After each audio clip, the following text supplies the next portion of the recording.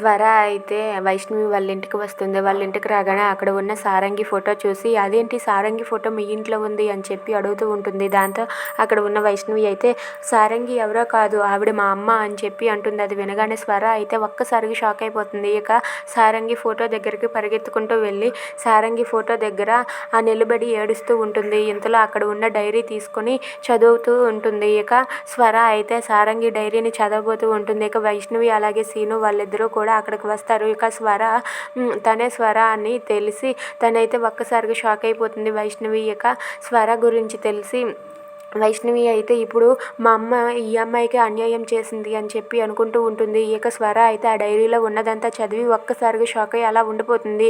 ఇక బాబీ గురించి ఆలోచించి బాబీ నాకు కన్న కొడుకులా అనిపించేవాడు, కానీ తనెందుకు నా కొడుకు అవుతాడని అనుకునే దానిని, కానీ సారంగి నా బిడ్డను దూరం చేసింది. ఆ దూరం చేసిన బిడ్డ ఎవరో కాదు బాబీయేనా అని చెప్పి స్వర అయితే ఒక్కసారిగా షాక్ అయ్యి అక్కడే అలా కుప్పకూలి ఏడుస్తూ ఉంటుంది. అలా ఏడుస్తూ ఉన్న స్వరాన్ని చూసి వైష్ణవి అయితే స్వర గారు ఏమైంది స్వర గారు అని చెప్పి అడుగుతూ ఉంటుంది. అయినా సరే స్వర అయితే బాబీ గురించి ఆలోచిస్తూ చాలా బాధపడుతూ ఏడుస్తూ ఉంటుంది. Please subscribe.